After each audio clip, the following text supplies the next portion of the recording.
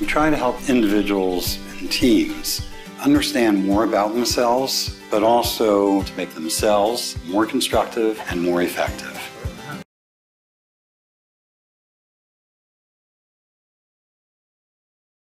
À m'interrompre quand vous avez des questions. Alors, je vais partager, j'ai quelques slides que je voudrais vous partager. Donc, le sujet, c'est le client qui m'a approché en 2020, courant 2020, avait déjà décidé de passer en mode agile. Et je dis mode agile au sens IT, puisque c'est une équipe IT. D'ailleurs, c'est pour ça que je vous ai remis la petite illustration du manifeste pour le développement agile de logiciels, parce que le mot agile est un mot qu'on entend beaucoup en termes de mode de transformation, de fonctionnement d'entreprise. Et là, on est vraiment sur l'application, j'allais dire, très IT, même si évidemment tous les sous-entendus culturels qui sont associés sont les mêmes que pour d'autres transformations. Donc, ils avaient déjà décidé de passer en mode agile. Ils avaient, en tant qu'équipe IT, un enjeu de qualité majeur. J'ai oublié de préciser que c'est un client qui est dans l'univers des services en B2B, B2B2C, je dirais. Donc, il fournit des services et pour lequel l'IT et donc et en particulier les interfaces qu'ils proposent à leurs clients sont extrêmement importants. Donc, l'équipe IT, 350 personnes, sans compter les prestataires, est un élément clé pour leur stratégie. Donc, ils avaient un enjeu de qualité, de livrables qu'ils fournissaient à leurs clients internes. Et puis, évidemment, avec toute l'évolution de la digitalisation, un enjeu d'être prêt pour soutenir les évolutions du business. Et puis, dans le contexte, quand même intéressant aussi à préciser, parce que dans mon métier, ce n'est pas quelque chose sur lequel j'ai été souvent confrontée. Il y avait déjà 2 cabinets dans la place. Un classiquement qui les accompagnait pour mettre en place l'aspect nouvelle organisation. Donc, quand j'ai une nouvelle organisation, c'est vraiment les organigrammes, la définition des rôles. Et puis, un qui était plus orienté mode coaching pour tout ce qui était mode de fonctionnement agile. Et ils sont venus me chercher en plus. Voilà le contexte initial. Alors, pourquoi ils sont venus me chercher ? Ils sont venus me chercher parce que la demande initiale, c'était de travailler avec le comité de direction de l'IT, donc de la branche informatique, pour qu'ils s'alignent sur la culture qu'ils voulaient mettre en place, au-delà des principes agiles connus sur lesquels tout le monde était d'accord. Et donc, il y avait un vrai travail à faire avec le comité de direction sur où est-ce qu'ils veulent aller demain et comment est-ce qu'ils peuvent définir la culture dans laquelle ils veulent aller demain. Alors, c'est intéressant parce que le mot culture, en fait, ils ne me l'ont pas dit. Ils n'ont pas parlé de culture. Ils ont parlé de construire notre avenir ensemble, être d'accord sur ce qu'on veut faire. Enfin, ce n'était pas quelque chose qui était très, très clair et explicite. Et donc, quand on a préparé ce webinaire, Dino et moi, on s'est dit que ça pouvait être intéressant de faire un zoom sur, quand on parle de culture, de quoi on parle. Et peut-être, Dino, tu peux en dire quelques... Quoique, j'ai envie de vous poser la question, vous, quand vous avez peut-être été confronté à cette question du mot culture, qu'on entend beaucoup, qu'est-ce que vous entendez par le mot culture? L'ADN de l'entreprise. Une partie de l'ADN de l'entreprise. Ça fait partie de l'ADN de l'entreprise, oui. C'est clairement de faire partie de l'ADN de l'entreprise, mais comment est-ce qu'on... Les valeurs.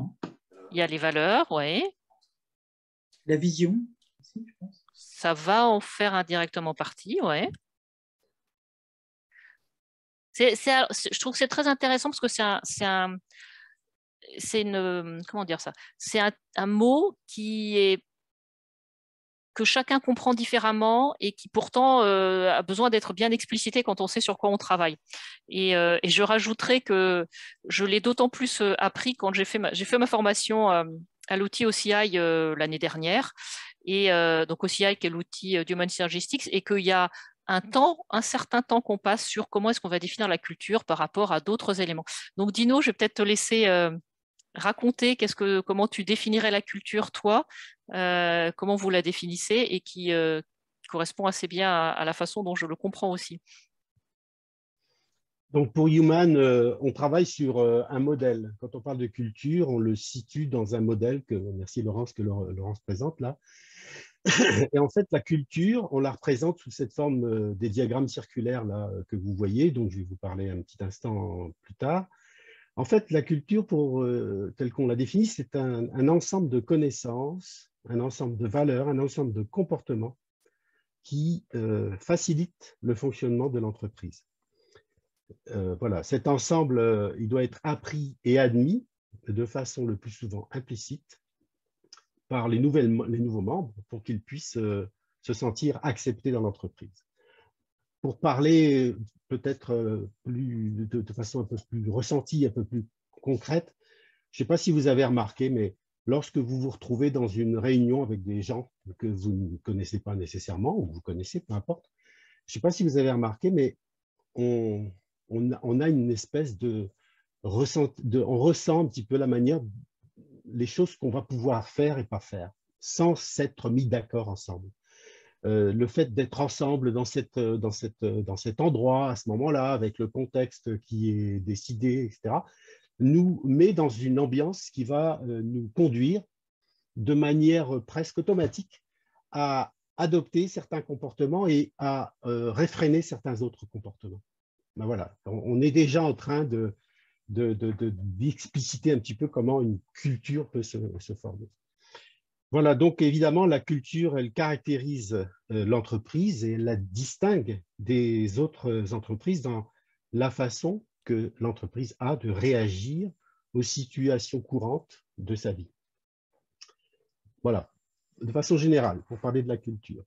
Donc, dans notre modèle, comment fonctionne la culture? Ben, vous voyez, vous avez parlé de valeurs. Nous, on va les identifier dans la partie qui est là, où on va poser la question à certaines catégories de personnes dans l'entreprise pour leur demander quelle est leur culture idéale. Qu'est-ce qu'il faudrait idéalement développer comme comportement dans notre organisation pour être efficace et en phase tous ensemble. Ça, c'est ce qu'on va avoir dans la culture idéale. Et la réalité, on va la poser aux gens en leur demandant, mais vous, qu'est-ce que vous avez compris des comportements qu'il faut développer dans cette organisation? Quels sont les comportements que vous mettez en place pour satisfaire les attentes de votre organisation? Et ça va nous donner le modèle de culture actuelle. Vous voyez, c'est le diagramme circulaire qui est à droite. Bien sûr, en comparant les deux, on voit très souvent des écarts significatifs qui vont nous mettre un petit peu une idée, pour nous consultants par exemple, qui vont nous donner une idée des priorités sur lesquelles on va travailler pour faire, autant que faire possible, converger ces deux modèles. Si on estime qu'il faudrait idéalement faire ceci et qu'en réalité on fait cela, et parfois même dans le sens contraire, eh bien évidemment, en tant que consultant, on a des informations extrêmement intéressantes pour construire justement des actions, des programmes, des plans, des accompagnements qui vont permettre de réaligner, autant que faire se peut, les deux souhaits. Peut-être, voilà, vous savez qu'on a ce modèle-là. Alors, ce modèle explique également qu'est-ce qui détermine les comportements réels dans l'organisation, c'est-à-dire le diagramme de droite, la culture actuelle. Et ce qui détermine la culture actuelle, eh bien, ce sont tous ces éléments qu'on appelle communément le climat. La manière dont les gens perçoivent leur environnement, c'est un petit peu l'exemple que je vous donnais tout à l'heure, les conduit à certaines conclusions et à mettre en place certains comportements, voilà, qui semblent implicitement admis et d'autres qui ne mettront pas en œuvre parce qu'ils semblent plutôt implicitement découragés. Évidemment, si je veux être admis dans cette organisation, ben, il faut que quelque part je puisse me mettre en cohérence avec ce qui est admis et ce qui ne l'est pas dans l'organisation. Toutes ces informations-là, elles nous sont données par ce qu'on appelle structure, système, technologie, compétences, que je détaillerai peut-être tout à l'heure, brièvement. Et c'est ce climat, c'est ce que nous percevons de l'organisation qui va déterminer nos comportements. Voilà. Est-ce que vous, enfin, sans rentrer dans le détail de l'outil, est-ce que vous avez juste validé questions, remarques par rapport à cette notion de culture? Après, je vais revenir évidemment à mon exemple concret, mais parce que je trouve que c'est un concept dont on parle beaucoup, mais qui est pas toujours facile à capturer, en particulier quand un client vient nous dire ouais, j'ai fait des enquêtes de satisfaction, j'ai un problème mes valeurs sont pas réellement présentes, etc. Enfin bref, et le mot culture est pas toujours bien compris. Je sais pas, est-ce que vous avez, est-ce que vous avez des questions? Enfin, si vous en avez, vous intervenez. Hein, comme on s'est dit, vous pouvez nous interrompre sans problème. Alors à ce stade-là, si pas de questions, je reviens un tout petit peu en arrière. Pardon, je reviens un tout petit peu en arrière. Voilà. La demande, comme je vous disais, c'était aligner le comité de direction sur leur vision de l'avenir. C'était plus ou moins sous ces formes-là qui me l'ont proposé. Et moi, je leur ai proposé une intervention en 3 temps. Et ça, c'est une intervention qui a eu lieu en 2021, au cours de l'année 2021. Donc, je vous rappelle, pour ajouter un petit peu de complexité, que nous étions en période Covid. Donc, l'ensemble des étapes ont été faites à distance. Donc, ces animations d'une équipe de direction que finalement, je n'ai rencontrée qu'à la toute fin 2021. On a commencé. Alors, vous m'excuserez, une partie des slides sont en anglais. Vous m'en excuserez, c'est parce que c'est une société internationale et donc j'ai animé en langue anglaise. Donc, j'ai repris un certain nombre de slides que j'avais, ou de diapositives que j'avais utilisées avec eux. Donc, on a défini 3 étapes avec eux. Définir où est-ce qu'ils voulaient aller. Et je vous donnerai le détail de ce que j'ai fait. Mesurer où est-ce qu'on est. Et décider les plans d'action. Ça, c'est assez naturel et classique pour ceux qui sont un peu dans l'univers du coaching. On regarde où on veut aller, on regarde où on est et on regarde quel chemin pour mener le parcours. Et pour commencer sur définir leurs souhaits, on les a fait travailler sur plusieurs choses. D'une part, les connecter au pourquoi la transformation. Là, je fais un pas de côté par rapport aux outils d'Human Logistics, parce que ce qui nous paraissait, et je dis nous parce que je suis intervenue sur ce programme-là avec un collègue, ce qui nous paraissait important, c'est que l'équipe de direction soit parfaitement alignée sur qu'est-ce qu'elles allaient porter comme transformation. C'est pas la même chose de dire on va passer en mode agile et d'avoir la question de se dire qu'est-ce que je vais y trouver moi? Est-ce que je suis prêt à me transformer moi? Qu'est-ce que ça peut vouloir dire pour moi de passer dans ce mode de fonctionnement-là? Donc il y a eu tout un travail de partage et d'ouverture de l'équipe de Codir. Ils sont 12 dans l'équipe. La représentation du futur idéal, donc à quoi ça peut ressembler, donc décrire le futur idéal.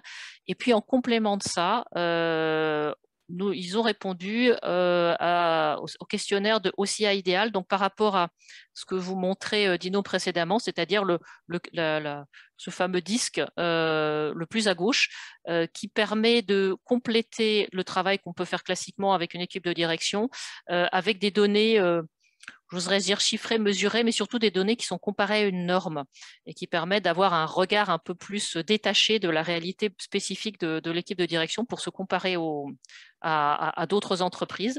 Et voilà à quoi ça ressemblait en fait. Je suis pas sûre que je vais pas rentrer dans le détail de ces 12 segments, à quoi ils ressemblent et de quoi il s'agit. Mais pour vous donner de façon très générique, on parle de styles comportementaux. Les styles bleus, ils s'appellent les styles constructifs, donc ils portent bien leur nom, c'est-à-dire c'est des styles qui vont aider, encourager les gens à aller vers du positif, à atteindre leurs objectifs, à être connectés ensemble. Les styles dits passifs-défensifs, donc qui sont en couleur vert, sur graphique-là, sont des styles qui vont plutôt pousser les gens à faire profil bas, à ne pas faire de vagues, à aller dans le sens du flot, du vent, pour parler. Et les styles dits rouges ou agressifs défensifs, donc qui sont de couleur rouge, vont être des styles qui vont plutôt pousser les gens à se confronter, à pousser leurs opinions, à vouloir, j'allais dire, prendre pas le pouvoir au sens pour le pouvoir, mais en tout cas avoir un rôle d'influence et de contrôle sur la situation. Et donc, quand on regarde la culture idéale, très souvent, dans la culture idéale, vous allez trouver des styles constructifs assez développés, ce qui n'est pas étonnant puisque c'est en général, je vais dire, quelque chose qui est assez partagé. Mais vous voyez ici que typiquement pour ce comité de direction, il y avait aussi des styles agressifs défensifs un peu élevés. Et une façon d'analyser, au-delà d'interroger l'équipe de direction, une façon de l'analyser, c'est aussi de regarder les différences par culture au sens culturel pays. Et quand on regarde des pays d'Europe du Sud, qui correspondaient assez bien à la représentativité des membres du comité de direction que j'avais, on se rend compte que dans les pays d'Europe du Sud, naturellement, il y a une tendance à avoir plus de style agressif défensif que de constructif. Donc le côté oppositionnel qui était présent là, à la fois il a été discuté avec l'équipe de direction, et je reviendrai si vous voulez parce que ça fait quand même partie aussi de leur culture actuelle. Et donc j'ai eu à vivre avec ce style-là, oppositionnel, mais à la fois ça fait partie d'une tendance culturelle en tant que culture pays. Voilà ce que je voulais dire sur la culture idéale. Dino, tu veux rajouter quelque chose ou pas? Oui, j'ai une question. On a une question. Donc, OCI, ça veut dire inventaire de la culture de l'entreprise, en anglais Organizational Culture Inventory. Donc, cet outil, on obtient ces intensités de comportement souhaités en questionnant les gens dans l'entreprise et en rassemblant leurs résultats et en les présentant sur ce graphe normé en comparaison avec une base de données de plus de 1000 entreprises à travers la planète. Donc, le graphe que vous avez là est un benchmark et qui dit, ben, voilà comment, dans votre entreprise, on estime devoir se comporter et on compare ça à 1000 autres entreprises qui ont répondu aux mêmes questions.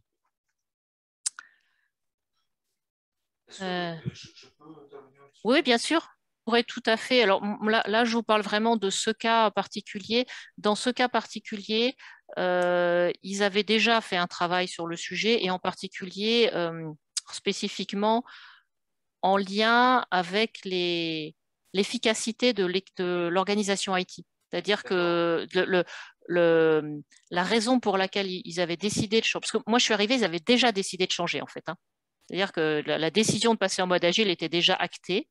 Et une des raisons principales, c'est ce que j'évoquais en introduction, c'est que leurs clients internes étaient extrêmement mécontents de la qualité livrée, du respect des délais, qualité. Et il y avait un fossé entre la façon dont l'équipe IT, au sens large, se voyait et ce qu'elle était capable de produire. Donc oui, bien sûr, oui, je vous suis tout à fait. Les confronter au fait que la situation actuelle n'est pas satisfaisante, c'est important. Oui, bien sûr. Jérôme, il y a déjà une réponse à votre question sur ce graphe. Parce que lorsque vous montrez, par exemple ici, c'était le comité de direction, lorsque vous lui montrez que le comité de direction pense qu'il faut encourager les comportements d'opposition pour être efficace, et à ce stade-là, vous voyez, à cette heure, déjà, il n'est pas d'accord. Il n'est pas d'accord de reconnaître ça. Et donc, il est déjà mis en face à ses propres contradictions. Parce que si vous leur demandez entre vous, dites voir, est-ce que vous pensez qu'il faut que les gens critiquent tout? Est-ce que vous pensez que les gens doivent tout refuser? Est-ce qu'ils doivent s'opposer à toutes les nouvelles propositions pour qu'on soit efficace? Ils vous répondront non. Mais le fait que l'analyse que nous faisons permet d'avoir des résultats beaucoup plus détaillés et précis leur montre que leur non, il pèse moins fort que le non des 1000 autres entreprises. Et que donc, effectivement, c'est un comportement sur lequel ils vont devoir travailler, y compris dans leur schéma interne. Donc, déjà là, on les met déjà en face de leurs propres contradictions, mais dont ils n'avaient pas conscience. Et c'est ça qui est intéressant. Ok. Donc, on peut Laurence sur la phase suivante qui sont bien limitées et après vous leur proposez une solution. Je ne vous entends pas bien. Oui, c'est comme si votre micro Pardon, était... Ah oui, ça c'est mieux. C'est exactement ça, oui. Ouais. Je suis désolé. Il n'était plus devant ma bouche. Super. Du coup, mais on va voir qu'on a d'autres occasions également de mettre en évidence les écarts entre ce dont on rêve et ce qu'on a en réalité. très bien, je vous laisse poursuivre. Merci beaucoup. Ouais. Luc? Oui, Laurence. La collecte de l'information pour déterminer ce cercle complexe de la culture idéale, tu l'as fait en groupe ou par enquête individuelle? Enquête individuelle. Ils ont répondu chacun avec un lien internet, un lien oui par email, envoyé par email, et j'ai présenté une des sessions que j'ai fait avec eux, j'ai présenté le résultat après, enfin consolidé au moment de la session. Merci. Ensuite, et ça peut-être répondre une partie peut-être aussi répondre en partie à la question de Jérôme. Ce qu'on a fait, c'est, et là c'est quelque chose qu'on a proposé aux clients, on leur a dit c'est bien de savoir où vous voulez aller, mais c'est intéressant de savoir où vous en êtes aujourd'hui. Et donc c'est là où j'ai proposé que c'est à la fois une mesure de leur culture actuelle, donc c'est le fameux OCI, donc ce fameux circomplexe ou ce disque avec les 3 couleurs, mais aussi l'OEI qui permet, Organizational Effectiveness Inventory, si je ne me trompe pas, qui permet de déterminer les leviers d'action. Dit autrement, qu'est-ce qui explique la culture? Donc ça c'était un des aspects, donc c'est une mesure plutôt quantitative. Et en parallèle de ça, parce qu'il ne faut pas négliger que c'est important aussi d'avoir la mesure qualitative, j'ai piloté 4 focus group, donc une trentaine de personnes qui avaient été sélectionnées par le client pour avoir aussi de la matière qui pouvait servir à expliquer les chiffres, parce que les chiffres ne sont que des chiffres et je pense que c'est important de pouvoir les comprendre et les expliquer, et aussi pour apporter des verbatims au moment où je présentais les résultats au comité de direction, pour que ce ne soit pas que des données. Et comme vous avez vu, comme ils sont plutôt dans une culture oppositionnelle, en tout cas le comité de direction, ils avaient intérêt à avoir un peu plus de matière pour pouvoir j'allais dire poursuivre les échanges avec eux de façon un peu contenue. Donc, ouais, ça, Dino, je te laisse expliquer ce qu'il y a dans l'OCI, OEI, puis après, je présenterai les résultats. Enfin, une partie des résultats, parce que je ne peux pas vous présenter les 50 slides de résultats, il y en a beaucoup. Donc... Oui, donc ça, on refait référence de façon simplifiée au schéma de comment fonctionne la culture qui est repris ici en bas et que j'ai sommairement détaillé tout à l'heure. Donc, vous voyez, Laurence a fait cette analyse de culture idéale et on sait qu'il y a des facteurs causaux, les causes qui produisent la culture actuelle. Et quels sont ces facteurs? Sur quel levier est-ce qu'il va être intéressant de travailler pour essayer d'aligner culture actuelle et culture idéale? Et c'est précisément ce que fournit comme information l'inventaire de l'efficacité de l'organisation, l'OEI. Et donc, la culture actuelle, la culture actuelle, voilà à quoi ça ressemblait. Là encore, je m'excuse des éléments en anglais que je traduirai. Je fais juste un lien, parce on a parlé d'agilité et je n'ai pas refait de lien spécifique avec l'agilité, mais si j'en fais maintenant, quand on est dans une culture agile, on a besoin quelque part que les gens puissent prendre des initiatives, qui puissent être en autonomie. Pour ceux qui ont un petit peu travaillé sur ces thématiques-là, sachant que je ne suis pas une experte d'un point de vue culture agile, mais en tout cas, je l'ai au sens technique du terme, mais au sens de ce qui est attendu en termes de comportement. Si vous avez, comme dans le cas de ce client, des styles passifs-défensifs, donc des styles verts importants, vous n'êtes pas dans une situation la plus simple. Parce qu'en gros, ça veut dire quoi? Ça veut dire que je ne vais pas aller porter un sujet quand il y a un problème. Ça, c'était surtout le avoidance en anglais, la partie qui est cerclée en bas. Je vais plutôt me cacher derrière les autres et donc je ne vais pas prendre d'initiative pour régler le problème. Et en parallèle de ça, dans leur culture, ils ont aussi, comme je le disais, un score en opposition assez élevé. Ce qui veut dire qu'en gros, si je présente quelque chose, je risque d'être celui qui récupère le blâme. Donc, quand vous avez presque sûr même, Laurence. Voilà. Dit autrement, dans une culture où vous avez besoin de oser expérimenter, c'est quand même une des bases de l'agilité, c'est-à-dire j'expérimente, je teste et je réajuste, donc je fais des erreurs.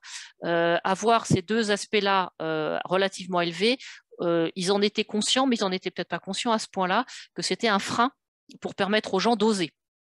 Tester, expérimenter, pour prendre cet exemple en particulier. Et puis, ils ont, en tout cas dans leur culture actuelle, des scores en style constructif qui sont comparé au benchmark, hein, puisqu'on est comparé à la norme qui sont au-delà de la médiane. Donc, si on compare les 50, la moitié des entreprises qui ont été mesurées ont un score en dessous, l'autre moitié un score au-dessus. Mais la capacité, par exemple, self-actualizing, qui est la capacité à créer, innover, apporter des idées qui sont propres, clairement, c'est quelque chose sur lequel ils auraient besoin d'aller plus loin, parce que c'est aussi quelque chose qui va contribuer au développement d'une culture agile. Donc, juste pour vous donner à travers ce schéma-là, ça permet déjà d'interpeller, en tout cas moi, quelque chose que j'ai fait, d'interpeller le client entre ce qu'il a envie. Alors, il y a ce qu'il a envie au sens mesuré par l'OCI, mais ce qu'il a envie aussi en termes de qu'est-ce qu'il attend en termes de description de cette culture agile et où est-ce qu'il y a des choses qui ne sont pas aujourd'hui présentes.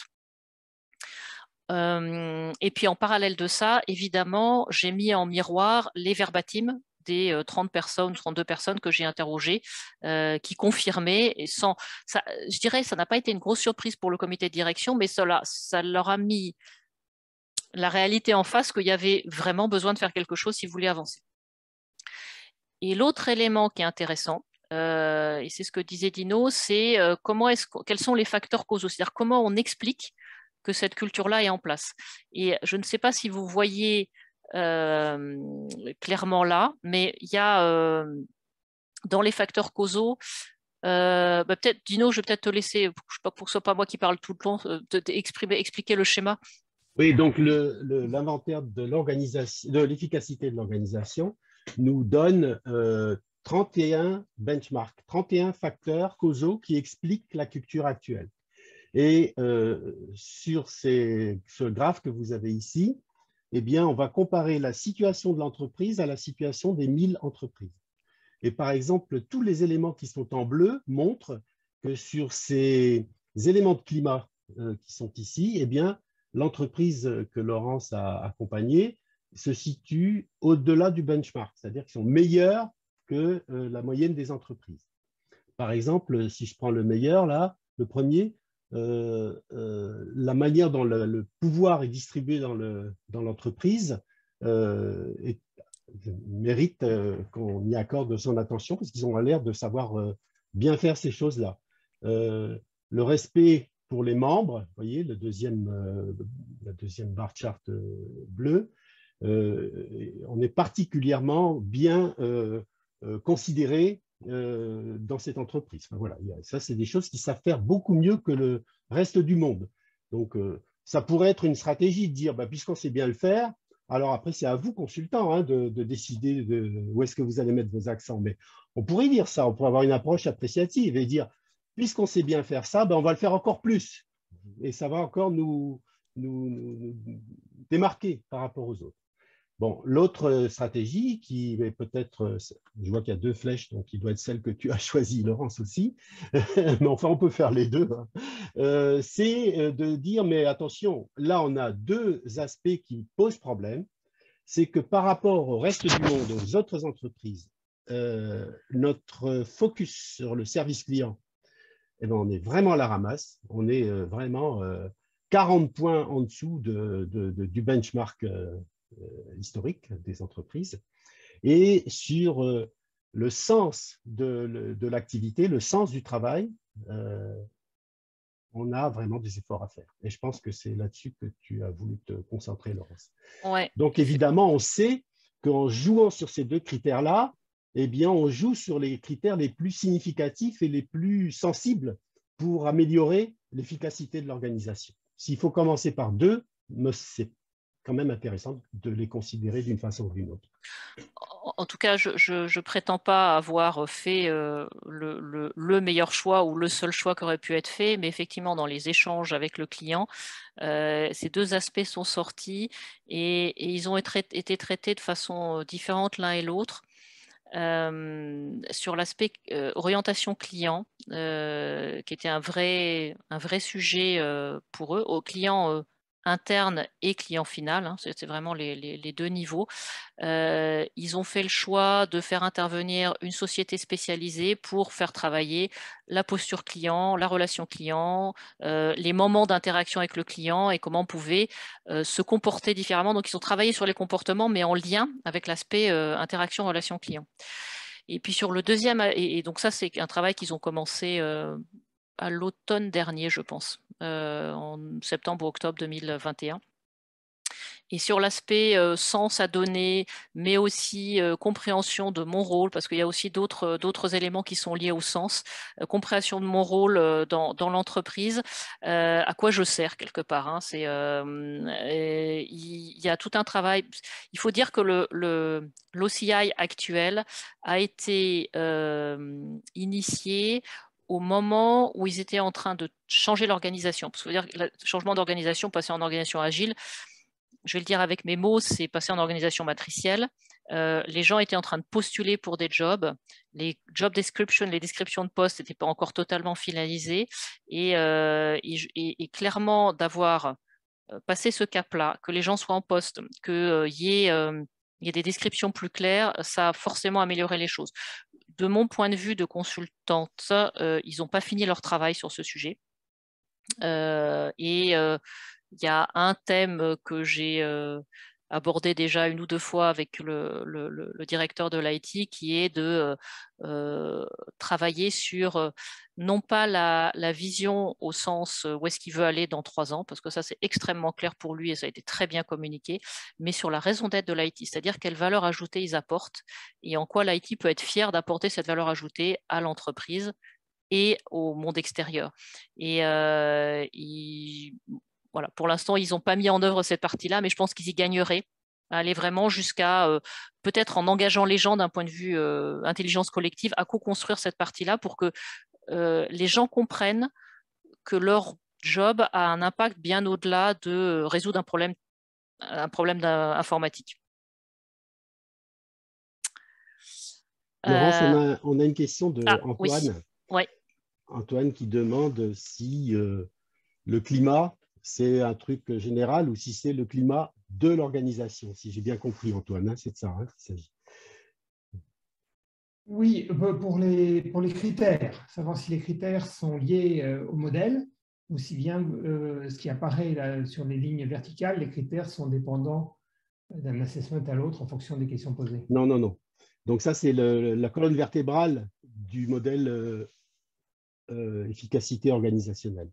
On ne les choisit pas, en fait. Ces critères-là ont été déterminés par des analyses statistiques sur toutes les entreprises et on a montré que c'était ceux qui expliquaient le modèle que je vous ai présenté tout à l'heure. Donc, il y a là-dedans des critères qui sont liés à la structure, d'autres au système, d'autres à la technologie, d'autres aux compétences. Et donc, c'est la construction du modèle par les chercheurs qui nous ont conduit à identifier ces 32 critères comme des critères qui expliquent la culture d'entreprise. Et c'est ça qui vous permet donc la comparaison. Oui. Et c'est ça qui nous permet la comparaison, tout à fait. Merci. Et donc ensuite, la dernière étape que j'ai faite avec le comité de direction, là, ça a été vraiment plus un travail sur eux et en se focalisant sur les comportements, en disant mais vous devez travailler sur les comportements clés à changer. En anglais, on dit du from to, c'est je contrôle en détail de façon pointilleuse ce que font mes collaborateurs à je leur laisse de l'autonomie et je les laisse se développer. Pour prendre un exemple, je les laisse prendre des décisions en autonomie. Pour donner un exemple concret de ce travail qu'on a fait sur le from to. Et puis un engagement à vraiment être modèle de ce qu'ils se demandaient à leurs équipes de faire, sachant que pour ceux qui sont dans cet univers de transformation culturelle, si l'équipe de direction ne modélise pas ce qui est demandé en dessous, vous avez un message contradictoire et c'est comme ça que la culture ne bouge pas. Puisqu'en fait, je vous demande de faire quelque chose, mais je ne me l'applique pas, donc implicitement, c'est pas ça qui est important, c'est faire comme le chef fait. Donc enfin voilà, et c'est d'ailleurs ce qui explique que les cultures se construisent aussi avec des belles valeurs idéales et que parfois qui ne sont pas vécues parce que la modélisation, la réalité n'est pas, les signaux de la réalité ne correspondent pas. Le climat. Voilà, donc le climat. Et donc ça, c'est le travail on a fini avec eux en septembre dernier. Et puis j'ai proposé une deuxième étape parce que pour moi, il manquait quelque chose autour de vraiment accompagner l'équipe de direction à changer. Et donc là, je focalisais beaucoup plus sur le travail sur l'équipe de direction et je voulais juste le partager avec vous parce que c'est aussi, je trouve, un des atouts des outils Messagery6, c'est que j'ai proposé de les faire travailler individuellement sur leur leadership et collectivement en tant que dynamique d'équipe. Et pour vous expliquer en quoi c'est du lien avec les outils, peut-être Dino, de mettre un mot sur tiens, finalement, c'est ce que tu as derrière toi qui est dans le bon sens cette fois-ci. Là, tu me le mets à l'endroit, c'est super. Voilà, c'est ça la solution. Oui, donc on a ce qu'on appelle ce système de développement, de diagnostic intégré qui nous conduit à avoir toujours la même forme de restitution des résultats, de telle manière qu'on comprenne toujours quels sont les comportements dont on parle selon qu'on regarde selon le niveau de système qu'on observe. Donc, pour ce qui concerne l'approche leadership, enfin, je pense que on va dire que quand on travaille avec l'organisation, comme Laurence le disait tout à l'heure, c'est important que le style de leadership, que l'impact des leaders sur le reste de l'organisation soit conforme au modèle qu'ils souhaitent développer. Donc, ce n'est pas inintéressant de travailler avec le style de leadership des leaders. C'est ce que tu as proposé, Laurence. Ouais. Et donc, merci à Nathalie qui va devoir nous quitter, mais que vous allez pouvoir retrouver la suite sur… voilà, je vous l'enverrai si vous voulez. Ok, merci Nathalie. Oui, donc le style de leadership, donc l'outil Leadership Impact, qui est très utilisé par les coachs qui accompagnent les comités de direction, eh bien, permet à chaque membre, à travers son 360, de lui dire quel est l'impact qu'il a autour de lui. C'est-à-dire, ta manière, à toi leader, d'exercer ton leadership, eh bien, conduit chez les autres tel type de comportement. Et on va le redire comme on l'a dit tout à l'heure, certains de ces comportements sont très utiles et très intéressants du point de vue de l'efficacité du système, et d'autres, c'est comme tirer une balle dans le pied. Ils freinent les gens, ils les contraignent, ils les bloquent et ils encouragent des comportements qui sont contre-productifs. Donc moi c'est un outil parce que les outils 360 sur le leadership, il y en a beaucoup sur le marché. Donc il y a évidemment celui qui est proposé par Messagery6 et il y en a d'autres. Je trouve celui-là très original, donc sur le Leadership Impact, parce que justement, c'est souvent très apprécié par les leaders parce qu'ils ont leur propre style, mais ils n'ont pas conscience de l'impact qu'ils ont chez les autres. Or, la culture, elle se construit aussi à travers le comportement des leaders qui vont avoir un impact sur les autres. Donc, il y a à la fois, moi, quand je suis au niveau en dessous, je vais être influencé et me comporter comme je pense que la culture doit être, mais à la fois quand je suis leader, mais même aussi au niveau en dessous, je peux influencer la culture si je change mon comportement. Et donc, j'ai donc proposé d'accompagner l'équipe de direction, et ce sera mon dernier slide, à travers cet outil-là, avec un 360 de chacun des membres de l'équipe de direction et un accompagnement de l'équipe. Et là, vous avez la réponse qui est assez intéressante de la consolidation de l'ensemble des 11, ils sont 11 là, de l'équipe de direction, de l'impact qu'ils ont sur les autres et l'impact idéal qu'ils aimeraient avoir. Et ce n'est pas complètement étonnant, quand vous faites du lien avec la culture actuelle, que certes, ils ont des impacts constructifs, et en particulier sur l'affiliation, donc le sentiment d'appartenance qui est assez fort développé chez eux, enfin je pense au niveau culture d'entreprise, mais aussi l'aide et l'accompagnement des autres, le développement de soi, mais qu'ils ont aussi des styles agressifs défensifs assez développés en termes d'impact qu'ils ont sur les autres. Bah, oui, ils contribuent à ça. Et puis, ils ont aussi un impact où les gens ne vont pas oser. Et tout le travail que je fais avec eux et mon collègue Rolf qui travaille avec moi sur ce projet, cette année, c'est de faire bouger l'équipe de direction, y compris son patron, qui a le mérite de, ou la qualité d'être prêt à se remettre en cause pour les aider à avancer vers là où ils veulent aller en termes d'impact idéal. Et donc, à suivre, j'ai envie de dire, parce qu'on en est au tout début de ce deuxième stand de travail avec ce client-là. Et ce que je vous propose, parce que je suis consciente aussi du temps, c'est peut-être de vous laisser, enfin voilà, si vous avez des questions ou des remarques, voilà, n'hésitez pas à... Je vais arrêter le partage.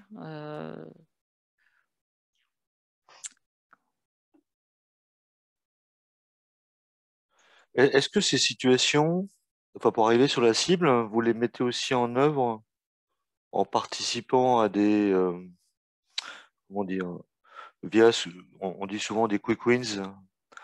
En gros, c'est est-ce que vous avez pris des chantiers au sein de ce sujet agile et vous essayez d'avancer avec eux en focusant du coup, non pas que sur le conceptuel, enfin non pas sur la partie conceptuelle, mais pour montrer que en changeant les pratiques, en adaptant la culture, les choses peuvent marcher de façon concrète sur des sujets. Alors, je vous dirais oui à 100%. La particularité que j'évoquais chez ce client-là, c'est qu'on est plusieurs cabinets à intervenir et que cette Oui, partie-là, c'est pas moi qui la prête.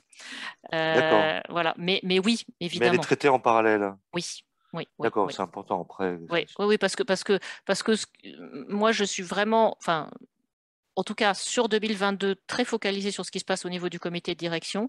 Mais évidemment, ça ne suffit pas et il faut qu'eux-mêmes, dans leurs équipes, dans la façon dont ça se passe sur des sujets concrets opérationnels, les choses changent. Que ce soit dans les processus de prise de décision, que ce soit dans l'autonomie, enfin des choses très opérationnelles, Bien concrètes. Je suis tout sûr, à fait d'accord. Oui, oui, c'est bien ce qui sûr. fait qu'à la fin, le projet est un succès ou pas Tout à fait. d'ailleurs.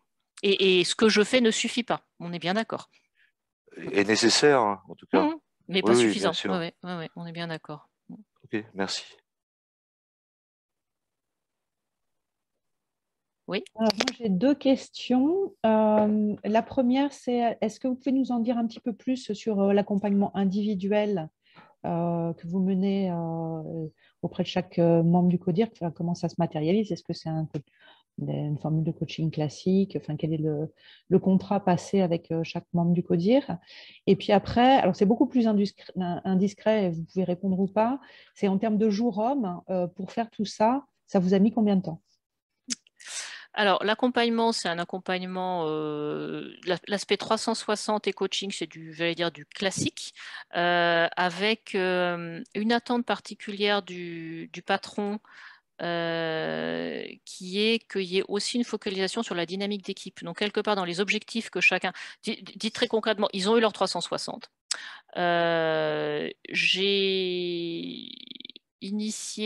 fait, je vais dire un débriefing collectif, mais en tout cas, j'ai présenté l'outil et je les ai fait réfléchir sur ce qui se passait en collectif. Ils ont lu leur rapport et ils ont partagé en petits groupes. Donc, ce qu'ils voulaient partager, évidemment. Et à partir de là, on a démarré les coachings individuels. Ils ont défini leurs objectifs, on les a revisités. Et puis, c'est du travail de coaching individuel plus classique. En jour homme, je n'ai pas fait le calcul. L'année dernière, donc ce que je vous ai présenté en termes de temps d'intervention face au groupe, c'était... Alors, j'ai eu 3 demi-journées en grand groupe plus le reste. Donc ça a été. Mais le temps de travail, l'OCI demande du travail pour répondre à votre question. Voilà, le temps de travail d'analyse du rapport, il faudrait que je le recalcule. C'est pas de l'indiscrétion, c'est que je n'ai pas le nombre de jours en tête, mais ça demande du travail. C'est-à-dire qu'il faut d'ailleurs, il vaut mieux d'ailleurs l'avoir anticipé quand on veut l'intégrer, quand on est consultant, qu'on va l'intégrer dans une démarche, parce que d'abord, je ne suis pas sûre qu'on se fasse payer 100% des heures passées. Voilà, ça c'est une première chose. Et puis même, vous avez le temps d'analyse du rapport en tant que consultant, le temps de partage du rapport avec les commanditaires, puis le temps de partage du rapport avec l'équipe de direction, le executive summary. Enfin, il y a, je sais pas, Dino, je sais pas, j'aurais bien dit 4-5 jours, 6 jours. Je sais pas, en termes de temps de travail, je serais dans ces eaux-là. Sans parler de tout le reste, hein, juste la partie OCI.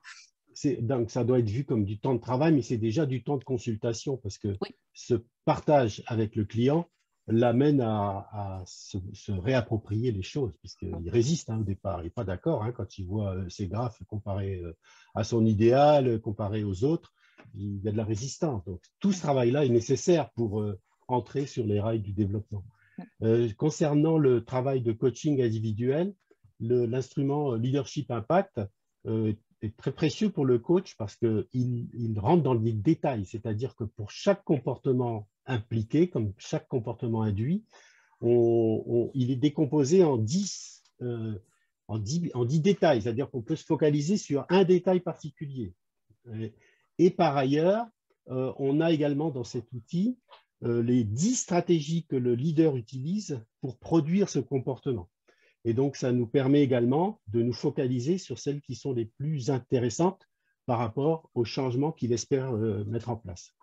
Donc, pour le coach, c'est vraiment le terrain est balisé, quoi. Il y a vraiment quelque chose de très utile. Et ce qui est intéressant également, c'est qu'au bout du travail avec le coach, en refaisant une mesure, eh bien, on peut comparer les progrès réalisés. Et d'ailleurs, c'est une question que m'a posée une des personnes que j'accompagne en coaching. Est-ce qu'on aura la deuxième mesure? Je dis oui, a priori. Enfin, si le contrat, le budget n'est pas signé aujourd'hui, mais l'idée de pouvoir mesurer le progrès est extrêmement intéressante. Ouais, tout à fait. Et c'est mesuré objectivement. C'est pas du tout une recherche de satisfaction. C'est regarder les chiffres tels qu'ils, dans le même contexte, avec le même métrique qu'au départ.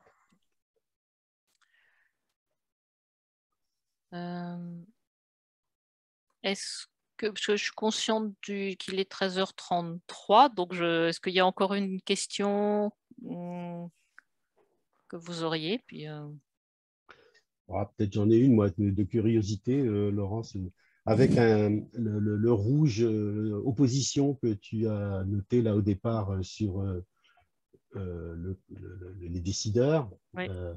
Comment tu l'as, enfin, tu n'étais pas surpris, j'imagine, mais comment ça se traduisait dans tes actions, parce qu'ils devaient aussi se diriger contre toi, j'imagine, enfin contre toi, vers toi. Oui, alors et ça continue d'ailleurs, puisque je continue à travailler avec eux.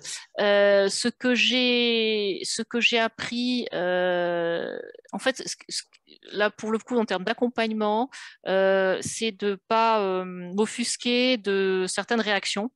En les mettant vraiment sur le dos de cette particularité-là. Je vous donne un exemple très concret.